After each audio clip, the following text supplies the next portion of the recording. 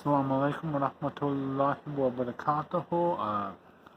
Just figured I'd go through and share something real quick. I'm going to try and keep this short.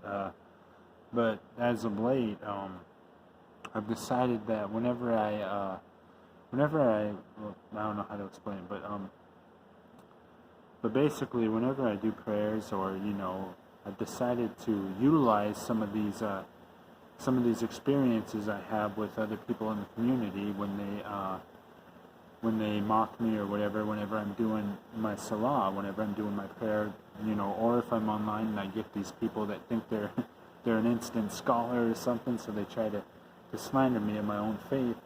I've decided that every time that someone does that, I'm going to go through and I'm going to bounce back.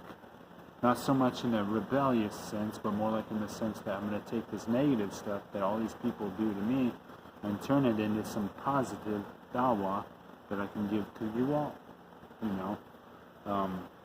So there's just some quick things that I want to address here.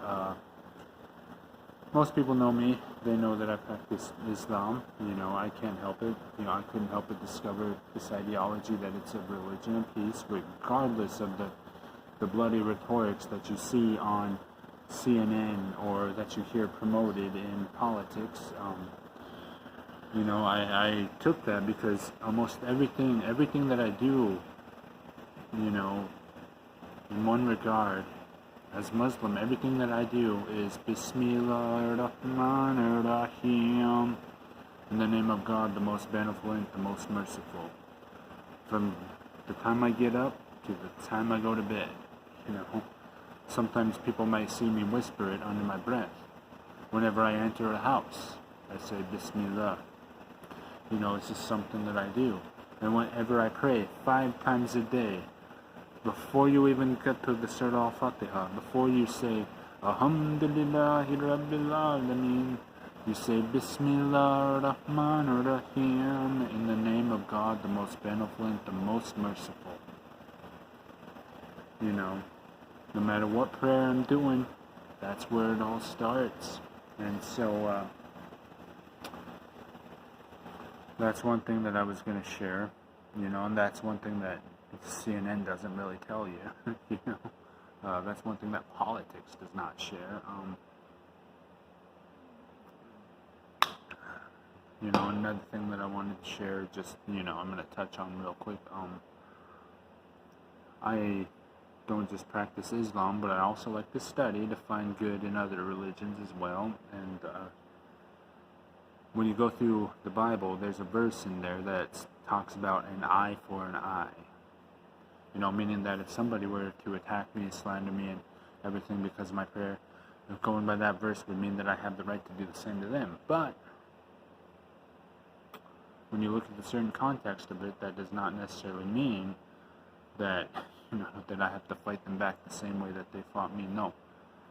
My stance on this is that I am to love them no matter what they've done to me.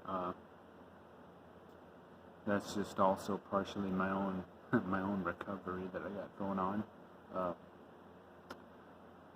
And where I was going with that is there was a statement by Mahatma Gandhi, and a lot of people might know Mahatma Gandhi, when they used to tell him that an eye for an eye, man, he used to say to them, this is one thing that he said anyway, he said, an eye for an eye will only make the world blind. So with that being said, I got a message for all you, anybody who might be a revert to Islam, living here in the West. When you go through and when you do your prayers, these people are going to slander you, they're going to attack you, they're going to do whatever they can. But my bit of advice is to try and love them anyway. And luckily, people like you and me that are reverts, we have the best protector anybody could ever have when we pray.